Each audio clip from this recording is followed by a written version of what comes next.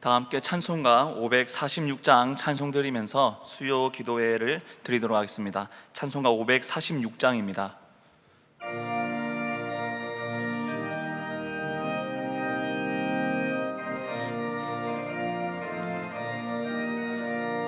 주님 약속하신 말씀 위에서 영원토록 주를 찬송하리라. 소리 높여 주께 영광 돌리며 약속 믿고 굳게 서리라.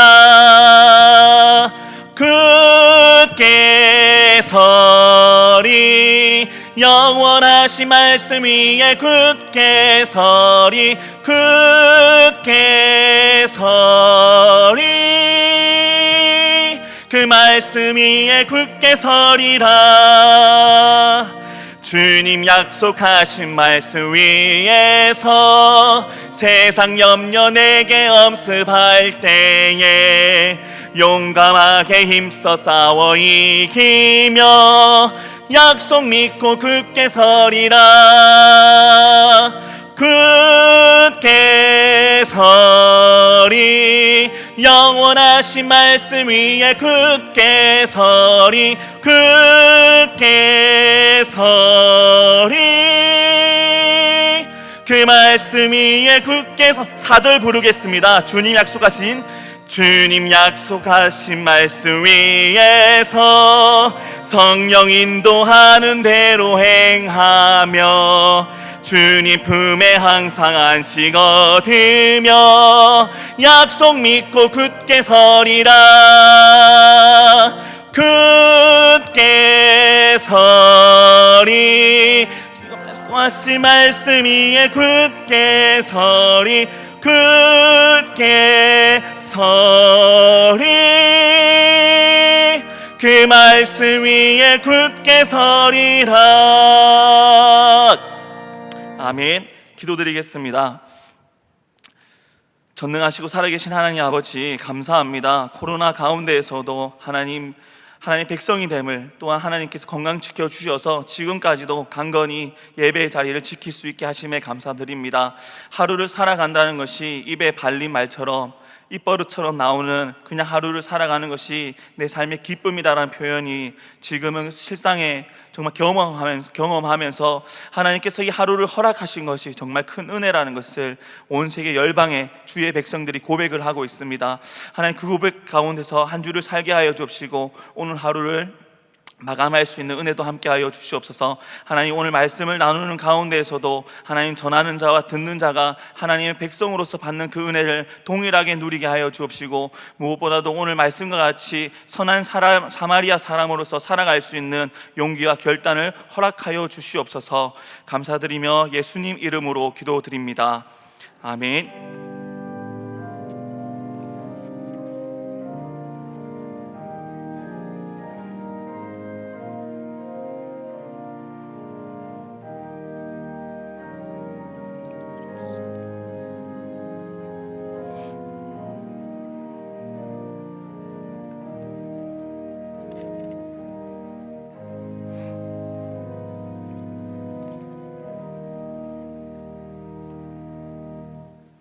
네, 말씀 찾기 전에 부고 광고 소식 알려드리겠습니다. 소망 1교구 323 예친의 신경숙 집사님의 모친 되시는 고 이정선 성도님께서 6월 3일 오늘 수요일 소천하셨습니다. 빈소는 의성 중부농협 장례식장이고 입가는 6월 3일 수요일 오후 9시, 오늘 오후 9시입니다. 발인은 6월 5일 금요일 오전 7시에 있으며 장지는 의성군 봉양면 삼산리 선령에 있습니다. 장례의 모든 절차는 의성 삼산교회에서 주관하며 교구에서는 내일 오후 2시에 문상을 다녀오도록 하겠습니다. 함께 가실 분들은 교구 사역자들에게 말씀 부탁드립니다. 오늘 함께 나눌 말씀 찾도록 하겠습니다. 오늘 함께 나눌 말씀은 신약성경 누가복음 10장 25절부터 37절 말씀입니다. 신약성경 누가복음 10장 25절부터 37절 말씀입니다. 제가 보는 성경은 신약성경 110면에 있습니다. 오늘 한 절씩 교독하고자 하는데 25절부터 29절까지 한 절씩 교독하고 마지막 29절을 함께 읽도록 하겠습니다. 제가 먼저 25절 말씀 읽도록 하겠습니다. 어떤 율법 교사가 일어나 예수를 시험하여 이르되 선생님, 내가 무엇을 하여야 영생을 얻으리이까?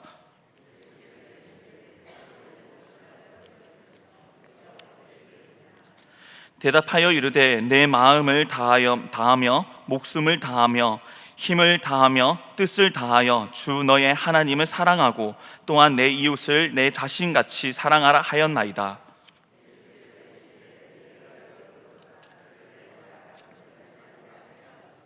함께 읽겠습니다. 그 사람이 자기를 옳게 보이려고 예수께 여짜오되 그러면 내 이웃이 누구니이까? 아멘. 오늘 계속해서 이어나가는 누가복음 말씀 가운데서 오늘 본문의 내용은 아마도 많은 분들이 몇 번씩은 함께 읽기도 하였고 묵상하기도 하였고 또 말씀으로 나누기도 한 본문일 것입니다. 바로 선한 사마리아 사람에 대한 비유 말씀입니다.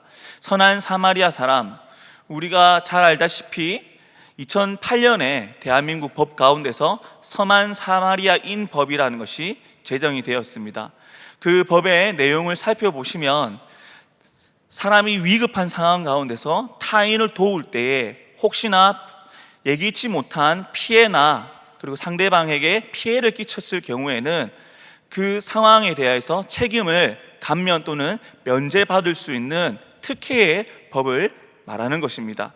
조금 더 쉽게 설명하면 내가 어려운 사람을 돕다가 그 사람에게 피해를 끼쳤는데 그 피해에 대한 책임을 법적으로 면제나 감면을 받을 수 있는 보호법이 생겼다는 것입니다. 이 사마리아 사람에 대해서 아주 긍정적인 의미를 담고 있기 때문에 세계 여러 나라들이 이 사마리아인의 법을 국가의 법으로 제정하기도 하였고 서로가 그 법에 대해서 옹호하기도 하는 여론이 예전부터 있었습니다. 그처럼 선한 사마리아인은 성경에 나타나는 비유 가운데서도 아주 교훈이 좋은 교훈으로 우리에게 접근을 하고 있습니다. 말씀을 나누기 전에 저희 집 이야기를 조금 하고자 합니다. 원래 자기 가정 이야기를 하면 안 되는데 부정적인 요소가 없기 때문에 그냥 조금 나누고자 합니다. 저희 집에는 자녀가 3명이 있습니다. 올해 이제 한 명의 막내 딸이 이제 출산을 했는데요. 저는 자녀가 2명인 저 위에 누나가 있고 저 동생인 제가 있고 남매가 있는 2명의 남매가 있는 가정에서 자라왔습니다. 근데 성장하면서 2사람은 부족하다. 2명으로서는 부모님을 사랑하고 또 부모님의 사랑을 받기에 또 성장하여서 형제 간의 우애를 나누기에 조금 부족할 것 같다라는 것을 조금 느끼면서 나는 2명보다 많이 가질 거야 라는 생각을 했습니다. 그리고 10년 전에 제가 저희 집사람과 교제를 하면서 항상 이야기하던 것이 있습니다. 자녀는 3명이 되어야 된다. 자녀는 3명이 되어야 된다.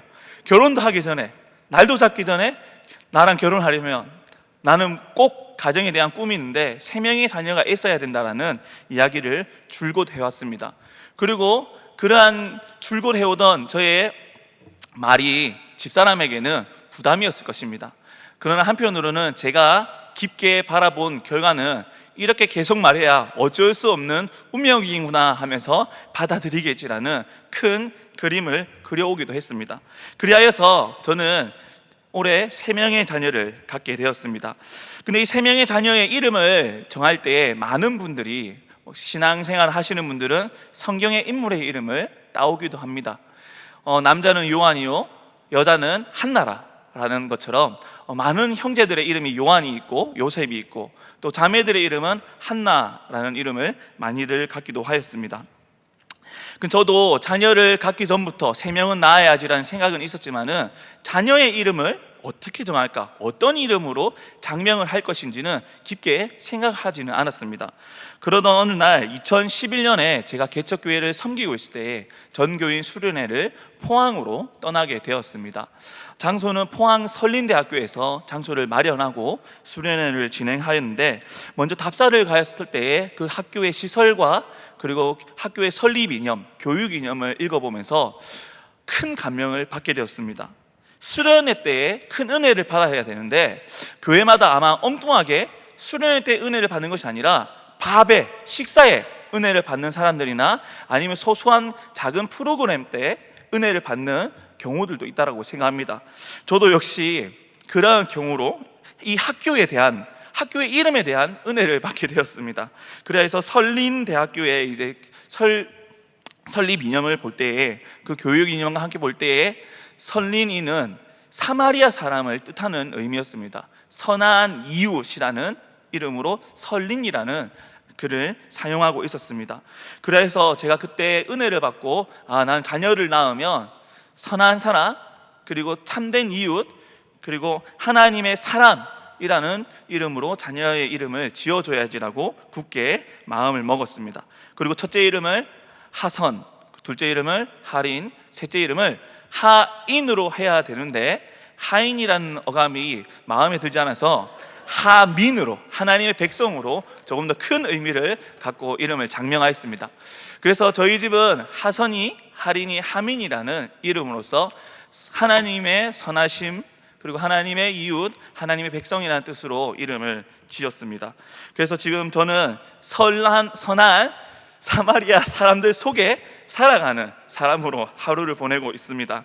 자, 이제 저의 가정 이야기는 마치고 오늘 본문인 선한 사마리아 이야기를 좀 더 하고 싶습니다. 본문의 배경을 살펴보시면, 강의안을 보시면 사마리아 사람과 유대인들의 관계에 대해서 간략하게 조금 정리를 해놓았습니다. 먼저 크게 두 가지 갈등이 있는데요, 종교적인 갈등과 역사적인 갈등을 살펴보고자 합니다. 예루살렘 성전에 반하는 세겜, 바로 북이스라엘에서 남유다로서 예루살렘 성전을 빼앗기다 보니 자신들도 예배를 드릴, 제사를 드릴 성전이 필요했습니다. 그래서 과거 실로와 그리고 세겜의 성전, 산당을 짓고 그곳에서 예배를 드렸던 것이 사마리아 사람들의 예배의 터전이기도 했습니다. 그리하여서 분열된 이후에, 그리고 이스라엘이 다시 회복한 후에도 어디가 하나님의 예배를 드릴 예배 처소인지를 많은 사람들이 갈등을 가지고 있었습니다. 예수님께서 공생애 하시던 당시에도 이러한 갈등이 매듭이 지어진 상황이 아니라 계속해서 이어지던 상황이었습니다. 아니, 조금 더 민족 간의 갈등이 아직도 해결되지 아니하고 사마리아 사람과 유대인이라는 두 갈림길을 가고 있었다는 것이죠. 그 가운데서 세겜, 중앙성소는 세겜이다, 중앙성소는 예루살렘이다 라는 갈등을 가진 두 민족 간의 종교적 갈등 문제가 항상 갖고 있는 상황이었습니다. 또 한 가지는 역사적인 갈등으로서 조금 전에 말씀드렸던 것과 마찬가지로 이방인과 결혼한 자들, 즉 사마리아 사람들은 정통 후예가 아니라 잡족들과 결혼한 이방인들과 타협한 사람들이라는 관점을 유대인들이 가지고 있었습니다. 그래서 유대인들이 자신의 가정에서 부리던 종보다 더 못한 사람들을 사마리아 사람으로서 여겼고, 사마리아 사람이 함께 있다라면 그것은 부정한 곳 또는 부정한 사람이라는 인종적인, 민족적인 갈등까지도 가지고 있던 상황이었습니다. 즉 유대인으로서 살아가는 자라면 사마리아인은 배신자, 그리고 잡족, 천한 사람들이라는 차별을 가지고 있는 문화권이었다는 것이죠. 이러한 역사적인 갈등이 예수님께서 이 땅에 오시기 전 400년 전에도 있었고, 예수님께서 십자가에 돌아가시고 부활하시고 승천하신 후 100년 후에도 이 문제는 계속되는 문제였습니다. 그리고 이해관계를 살펴보시면 종교적인 관계를 볼 때에 유대인들과 사마리아인들 모두 모세 오경을 구약의 하나님의 말씀으로서 인정하면서 그 말씀을 외우고 그리고 입술로 고백하고 실천하고 지키고자 하는 신앙의 삶을 살아왔습니다. 하지만 갈등은 자신들이 가진 오경이 참된 정경이다, 경전이다라는 생각을 가지고 서로가 가진 오경을 비판하기도 하였고, 자신들의 오경이 진짜 정경이다라고 주장하기도 하였습니다. 또한 누가복음 9장 51절과 56절에서는 사마리아 사람들 역시 유대인들을 대할 때에 부정적인 인식을 가지고 있었습니다. 예수님의 무리들이 사마리아 땅에서 지나갈 때에 사마리아 사람들에게 물을 구하였지만은 사마리아 사람들이 물을 주지 않는 사건이 누가복음에 기록이 되어 있습니다. 그처럼 이 갈등은 유대인들만 가지고 있던 갈등이 아니라 사마리아 사람들도 가지고 있던 민족적, 문화적, 종교적 갈등이 었다는 것이죠. 누가복음 10장에서는 이러한 갈등이 총체적으로 잠재되어 있는 내용이라는 것입니다. 역사적 관계에서 조금 더 살펴보시면 구약 시대의 바벨론 유수와 같은 역사를 통해서 침략자들에게 저항한 사람들, 그리고 후대의 본토로 돌아온 사람들, 타국에서 유대 전통을 지키면서 신앙을 지킨 자들을 제외하고는 사마리아인 같이 천대하고 차별하던 것이 당시 유대인들의 대부분의 인식이었습니다. 이러한 상황에서 예수님은 오늘 말씀을 이어나가고 있습니다. 즉 이러한 문화적인 배경이 전제적으로 깔려있는 상황 가운데에 이스라엘 사람들이 살아가고 있었다는 것이죠. 25절 말씀을 보시면 어떤 율법 교사가 일어나 예수를 시험하여 이르되, 누가복음에서는 율법 교사가 예수님을 시험하고자 하였다라고 기록이 되어 있습니다. 그런데 다른 성경 마가복음에서는 이 율법 교사가 시험하고자 하는 것이 아니라 자신을 드러내고자 하는 목적을 담고 있다라고 마가복음 12장에서는 말씀을 하고 있습니다. 두 성경의 공통점을 찾아볼 때의 공통점은 예수님과의 대화 가운데서 자신이 어떠한 사람인지 인정받기를 원하는 율법 교사의 마음이 담겨 있습니다. 누가복음에서도 이 율법 교사가 가지고 있는 마음은 내가 이 상황 가운데서 예수님께 인정받고 대중들에게 인정받아서 자신의 존재를 드러내는 율법 교사로서 살고 싶은 마음이 가득했다는 것이죠. 마가복음에서도 주변 사람들에게 인정을 받고자 하는 그 율법 교사의 마음이 담겨 있습니다. 그리하여서 율법 교사가 질문을 합니다. 25절을 보시면 율법 교사의 질문이 이르되 선생님, 내가 무엇을 하여야 영생을 얻으리까? 라고 질문을 하고 있다는 것입니다. 영생을 얻고 싶은데 어떻게 영생을 얻습니까? 라는 질문을 예수님께 하고 있다는 것이죠. 이것은 단순히 예수님을 걸려 넘어지게 하고자 하는, 시험하고자 하는 목적보다 영생을 얻고자 하는 궁극적인 목적이 많은 사람들에게 있었고 율법 교사도 그것을 가지고 있었다는 것입니다. 그 질문에 대하여서 예수님이 26절에 대답하여 주십니다. 예수님의 답변이 예수께서 이르시되 율법에 무엇이라 기록되었으면 내가 어떻게 읽느냐라고 26절에 질문을 받고 다시 질문을 하고 계십니다. 그리고 27절에 율법 교사가 대답을 하고 있죠. 율법 교사의 대답을 보시면 대답하여 이르되 내 마음을 다하며 목숨을 다하며 힘을 다하며 뜻을 다하여 주 너의 하나님을 사랑하고 또한 내 이웃을 내 자신같이 사랑하라 하였나이다. 구약 성경의 신명기 6장과 쉐마 말씀이죠. 신명기 6장 그리고 레위기 19장의 말씀을 인용하여서 대답을 하고 있다는 것입니다. 그냥 착하게 살면 되죠. 신앙생활 하면 되지요. 하나님 믿고 예수님 따르면서 이 땅에 살아가면 되지요 라는 둥그스름한 답이 아니라 성경을 정확하게 이해하고 그 성경의 말씀을 대답으로 제시를 하고 있다는 것입니다. 율법 교사라는 그 율법에 정통한 사람이라는 것을 잘 나타내면서 자신을 드러내고 또 예수님의 질문에 답을 하고 있는 것을 알 수 있습니다. 율법 교사는 누구입니까? 율법에 정통한 사람이라고 말씀을 드리고 싶습니다. 그리고 그 율법에 대한 전문적인 지식과 다른 해박한 지식들이 그의 삶 가운데서 다른 사람을 가르칠 수 있는 교사로서의 권위까지 인정을 받는 사람을 율법 교사라고 말씀을 하고 있습니다. 그래서 이 율법 교사는 누구보다도 모범적인 답안으로 예수님의 질문에 답을 하고 있다는 것입니다. 이쯤 되면 율법 교사의 마음이 어떻게 될까요? 답변 잘했어. 모범 답안, 교과서적인 답변. 이러면 나는 통과야 라는 생각이 어느 정도는 있었을 것입니다. 28절 말씀을 보시면 28절 말씀에 예수님께서 대답하여 주십니다. 옳도다, 이를 행하라, 그러면 살리라 하시니 라고 답을 하신다는 것이죠. 율법 교사의 답변에 대하여서 예수님이 긍정적인 답변을 하십니다. 너의 말이 맞다라고 긍정적인 답변을 하고 계신다는 것이죠. 그래야 해서 이 율법교사의 마음을 조금 생각해 보았습니다. 제가 만약 율법교사였다면 모범 답안, 또한 예수님이 맞다라고 칭찬하셨어, 인정하셨어, 그러니 주변 사람들이 나를 어떻게 바라볼까라는 우쭐한 마음, 교만한 마음, 그리고 만족감이 가득한 마음이 분명히 생겼을 것입니다. 율법사는 그만큼 자신의 답에 뿌듯한 만족감을 느꼈을 것이죠. 내가 답을 잘했구나, 예수님께서도 인정해 주셨구나, 예수님의 제자들과 70인들 그리고 많은 무리들이 나를 어떻게 바라볼까라는 생각이 어느 정도 들었을 것입니다. 야구로 비유하면 요즘에 대한민국이 야구가 개막이 되고 진행이 되고 있습니다. 전 세계 어느 나라 가운데서 두 나라가 정규 시즌이 진행되고 있는데 대만과 대한민국입니다. 그래서 대한민국의 야구를 좋아하는 팬들은 그나마 코로나 가운데서 가정에서 야구의 소식을 듣고 있을 것입니다.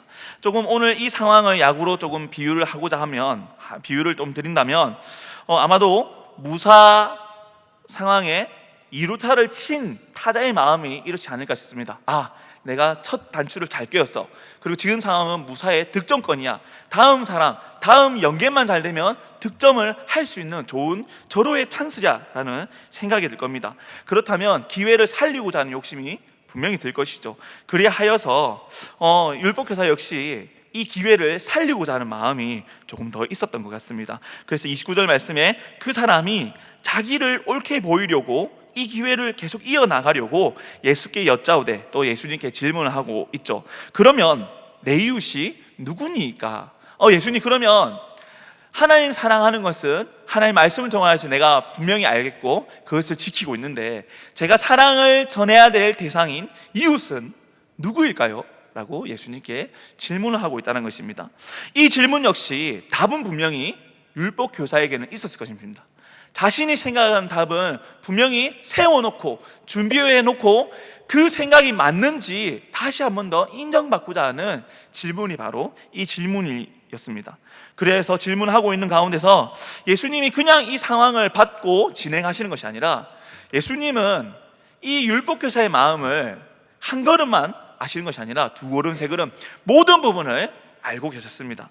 그래서 예수님께서 대답하여 주십니다. 이르시되 어떤 사람이 예루살렘에서 여리고로 내려가다가 강도를 만나매 강도들이 그 옷을 벗기고 때려 거의 죽은 것을 버리고 갔더라.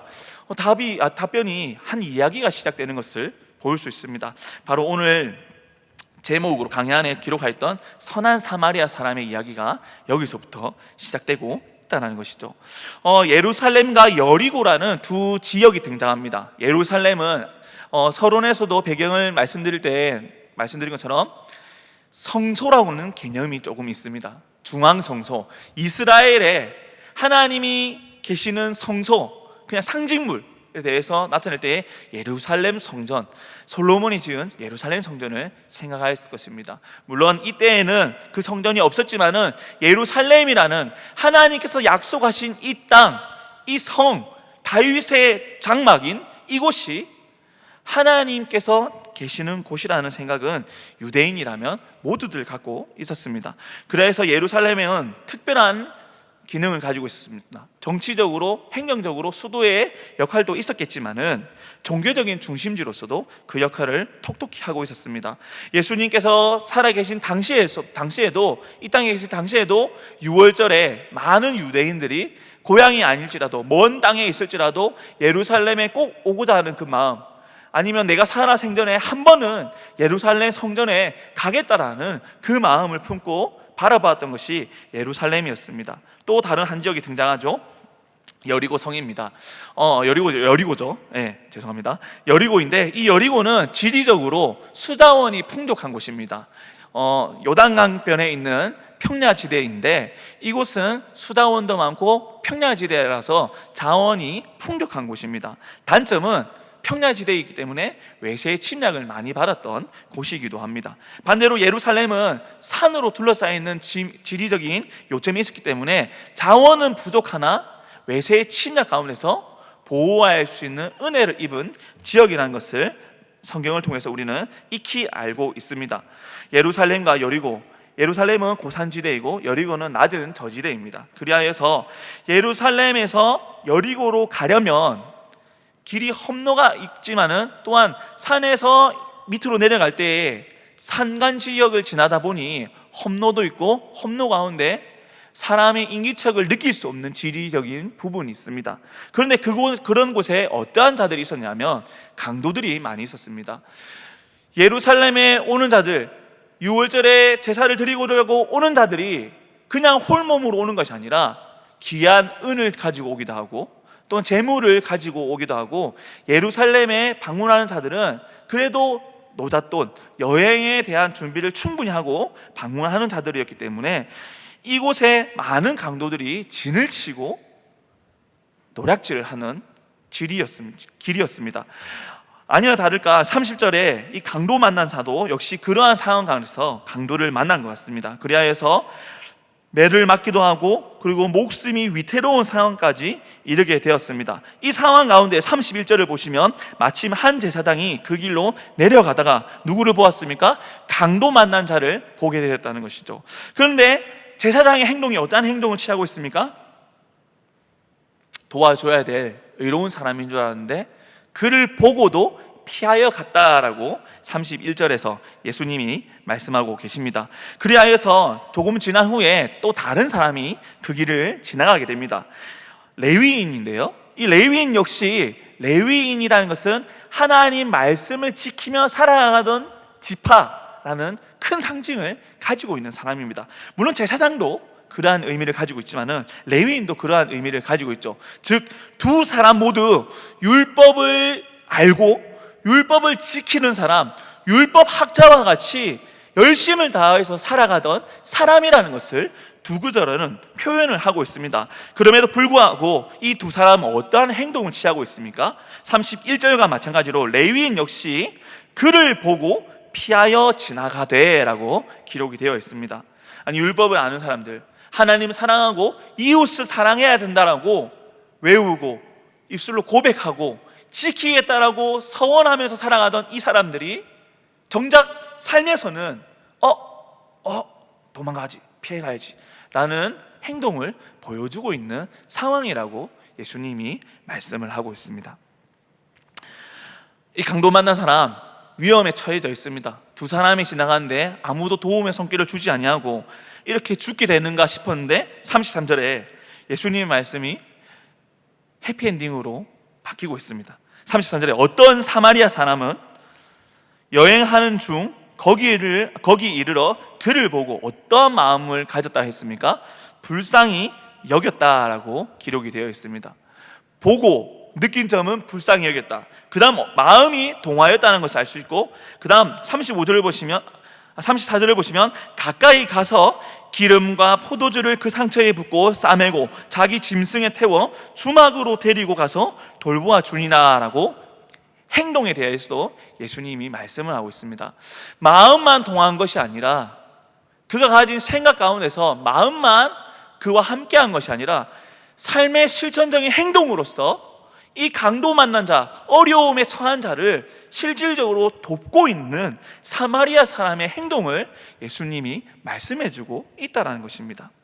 앞서 유대인으로서 율법을 아는 자로서 그리고 그의 신분을 나타내는 모습을 가진 자로서 그곳을 지나갈 때 그 위치에 맞는 삶을, 합당한 행동을 하지 않았던 두 사람과 대조적으로 사마리아 사람이라는 민족적으로 천대받고 역사적으로 흠이라고 남는 오점이라고 표현하는 그러한 역사를 가지고 있는 이 사마리아 사람은 하나님의 사랑을 알고 그 사랑을 내가 어떻게 가지고 살아가야 되는지를 이 강도 만난 사람에게 직접 실천하고 있다는 것을 이 비유에서는 말씀을 하고 있다는 것입니다.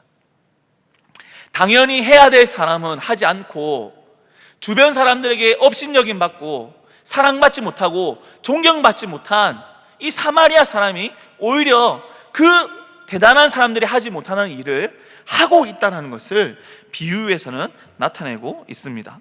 35절에 그리고 어떠한 행동까지 하는가? 그 이튿날 그가 주인에게 데나리온 둘을 내어주며, 데나리온은 하루의 품삯이죠, 이틀치 품삯을 주면서 이르되 이 사람을 돌보아 주라. 비용이 더 들면 내가 돌아올 때에 갚으리라 하였으니 라고 말을 하였다는 것입니다. 상황은 내가 그와 함께 있지 못하니, 그러나 나의 마음과 함께 이 사람의, 이 강도 만난 자가 회복할 수 있도록 주변 사람을 엮어서라도 이 사람의 회복을 소망하고 있는 사마리아 사람의 마음과 행동을 볼 수 있다는 것입니다. 그냥 거칠애로서 상처를 싸매주고 안전한 곳에 옮겨주기에 그친 것이 아니라 진정 이 사람이 두 다리로 설 수 있는 회복의 기회까지도 가질 수 있도록 마음으로 품고 행동으로 옮기고 있는 사마리아 사람을 볼 수 있다는 것입니다. 한 단계에서 그치는 것이 아니라 두 단계, 세 단계로서 최종적으로 이 사람이 나와 같이 건강을 회복하는 그 날이 바라보면서 마음과 몸을 쏟고 있는 사마리아인이 등장하고 있다는 것입니다. 36절 말씀을 보도록 하겠습니다. 36절 말씀에 내 생각에는 이 세 사람 중에 누가 강도 만난 자의 이웃이 되겠느냐라고 예수님이 율법교사에게 질문을 하고 있습니다. 앞서 질문에 대한 답을 잘했던 율법교사입니다. 성경을 통하여서 예수님이 요구하시던 그 답을 대답하였고, 또한 누구보다도 그 모범적인 답을 통하여서 주변 사람들의 마음에도 분명히 호감을 샀던 율법 교사였을 것입니다. 그런데 지금 다시금 예수님의 비유 가운데서 나타나는 이 질문 가운데서 이 율법 교사는 어떠한 생각을 가지고 있었을까요? 당연하죠. 이 선한 행동을 한 사마리아 사람이 진정한 이웃입니다 라는 생각은 가지고 있었을 것입니다. 하지만 이 역시 율법교사도 유대인입니다. 유대인이 가진 의식, 문화는 사마리아 사람은 우리와 함께해서는 안 될 잡족이야 라는 선입견과 차별을 가지고 있던 사람입니다. 그렇기 때문에 이 비유의 답은 분명히 알고 있었으나 예수님의 칼 같은 그 예리한 질문 가운데서 누가 세 사람 가운데 누가 참된 이웃이냐라는 질문 가운데서 사마리아 사람입니다 라고 말할 수 없는 자신을 보게 되었을 것입니다. 아니, 분명 선한 사람은 사마리아 사람이지만은 나의 생각이, 나의 마음이 사마리아 사람이라는 답을 내릴 수 없다라는 괴리감을 느끼게 되었을 것입니다. 왜 그럴까요? 이 비유 이전까지 사마리아 사람은 내 인생에, 내 생각에, 내 철학 가운데, 내 인생관에서 절대 선한 사람이 될 수 없고 절대 나와 함께 할 수 있는 사람이 아니라는 생각 가운데서 평생을 살아왔던 율법교사입니다. 그런데 예수님의 질문은 그것을 알고 계셨습니다. 왜냐? 유대인의, 특히나 종교 지도자들의 그 마음의 중심을 너무 잘 아셨던 예수님은 선한 사람이 누구냐라는 답을 얻고자 하는 것이 아니라 당신들이 가지고 있는 모순된 그 삶, 그 가치를 당신이 그것을 깨닫고 있느냐라는 비판적이고 예리한 질문을 36절에 함께 던지고 있는 상황이라는 것이죠. 그래야 해서 율법교사는 어떠한 답을 내립니까? 37절에 이르되 자비를 베푼 자이니이다 라고 예수님께 답을 하고 있습니다. 아니, 예수님은 한 번도 이 비유 가운데서 자비를 베푼 사람이라는 표현을 하지 않았습니다. 율법교사에게 분명히 이 비유를 설명하실 때는 제사장과 레위인과 사마리아 사람이라고 세 인물에 대해서 명시하셨습니다. 그럼에도 불구하고 이 율법교사의 답은 세 번째 선한 사마리아인입니다 라는 답이 아니라 자비를 베푼 자입니다 라는 우회적인 답변을 하고 있습니다. 몰라서 그럴까요? 아직도 이 율법교사의 마음에는 사마리아인에 대한 그의 생각을 접을 마음이 없다라는 것입니다. 결국 율법을 잘 알고 하나님을 사랑해야 된다는 것도 알고 그것을 지키고자 노력하면서 살아왔던 이 율법 교사이지만은 결국 이웃이 누구인가? 사랑을 전할 사람이 누구인가? 참된 이웃이라면 어떠한 사랑을 전해야 되는가라는 관점에서 민족적인 갈등, 역사적인 갈등, 종교적인 갈등, 전체적인 종합적인 문화적인 철학을, 나의 생각을 가지고 있을 때에 그 생각은 하나님 앞에 무릎 꿇을 수 없는 율법 교사의 모습이 이 답에서 나타나고 있다는 것입니다. 오늘날 이 시대를 살아가는 그리스도인이라고 일컬음 받는 성도, 우리들은 어떠한 답을 하겠습니까? 만약 예수님께서 36절과 같이 누가 참된 이웃이냐라는 질문에 과연 우리가 선뜻 사마리아 사람입니다 라는 것처럼 우리의 생각을 내려놓고, 우리의 고집을 내려놓고 지금까지 나의 생각을 엎을 수 있는 하나님 앞에 무릎 꿇는 고백을 과연 얼마만큼 할 수 있을까요? 37절의 끝까지 그 생각을 내려놓지 못하는 율법 교사를 통하여서 이 비유에서는 많은 교훈을 주고 있습니다. 정말 참된 이웃은 어려운 사람에게 나의 일과 같이, 자신과 같이 선한 행동과 사랑을 베푸는 자가 참된 이웃이라는 표면적인 교훈도 있지만은, 지금까지 내가 가지고 있는, 이스라엘 민족이 가지고 있는, 유대인들이 가지고 있는 갈등과 문제의 원인인 차별과 선민사상에 도취되어 있는 우월주의 가운데서 그것을 내려놓고 하나님 사랑을 이 땅에서 살아가는 삶 가운데서 참되게 실천할 수 있는 용기와 결단력이 있는지를 던지고 있다는 것입니다. 말씀을 정리하겠습니다. 선한 사마리아 비유는 우리에게 쉽게 다가옵니다. 주일 학교에서도 저희 아이도 영상 예배를 드리면서 오늘 예배 드렸어, 사마리아 사람 예배를 드렸어 라고 이야기를 몇 번씩 했습니다. 그래서 제가 선한 사마리아 사람 이야기가 어떤 이야기니? 라고 물어보면 어렵고 힘든 사람을 도와주는 사람이 선한 사마리아 사람이야 라고 답을 해주었습니다. 저도 그때 오늘 예배 잘 들었네 라는 생각을 속으로 했습니다. 그런데 말씀을 준비하면서 예수님께서 우리에게 던지신 질문의 요지를 잊고 살아왔다는 것을 알게 되었습니다. 그냥 행동에만 그 의미를 둔 것이 아니라 질문을 받는 율법 교사의 입장을 생각하면서 나는 율법 교사가 아닌가? 내게 만약 이 질문을 한다면 나도 어떻게 대답할 것인가? 자비를 베푸는 이입니다라는 답을 할 것인가? 아니면 내 마음 가운데 원수와 아니면 비천한 사람, 잡족과 같은, 이방인과 같은 벌받기에 충분한, 저주받아야 된다라고 생각하는 그 원수들과 같은 사마리아 사람이 참된 이웃입니다라는 내 생각의 엎드림의 고백을 할 수 있는지 스스로 질문을 하게 되었습니다. 사랑하는 성도 여러분, 우리가 잘 아는 말씀 가운데서 우리가 잊어버린 질문들이 나올 수 있습니다. 그 질문 가운데 우리는 어떠한 생각과 대답을 할 수 있습니까? 다시 한 번 더 이 가운데 오늘 말씀을 통하여서 하나님 앞에 참된 고백을 하고 무릎 꿇고 하나님 사랑과 이웃 사랑이 무엇인지를 하나님이 원하시는 그 답을 엎드려 고백할 수 있는 성도 되기를 예수님 이름으로 소망합니다. 다 함께 찬송가 569장 찬송 부르면서 준비하신 헌금 드리도록 하겠습니다.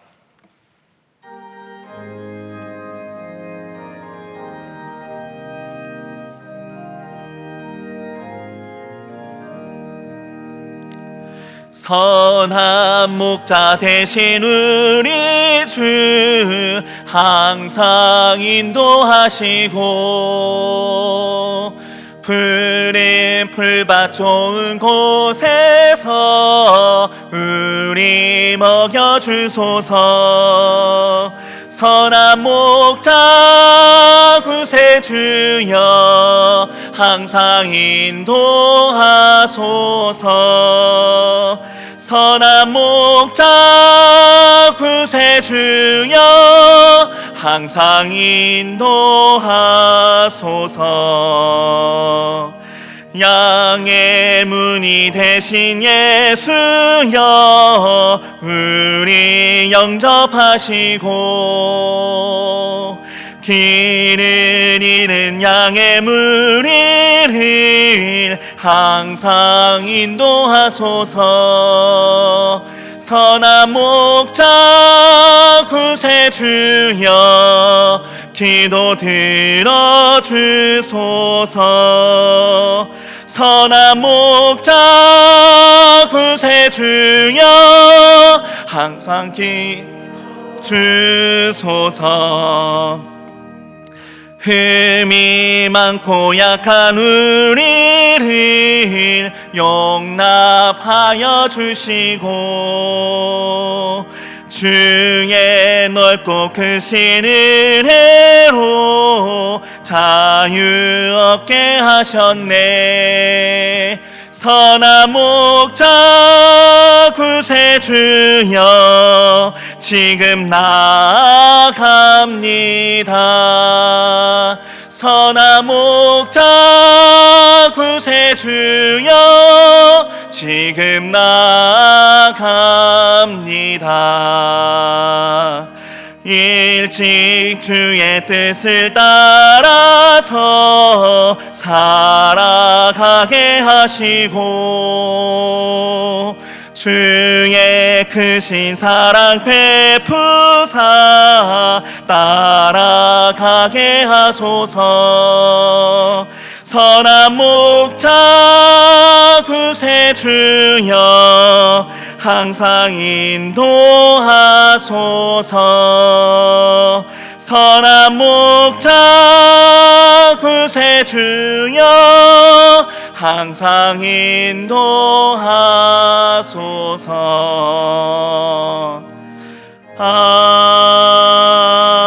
아멘. 기도드리고 축도드리겠습니다.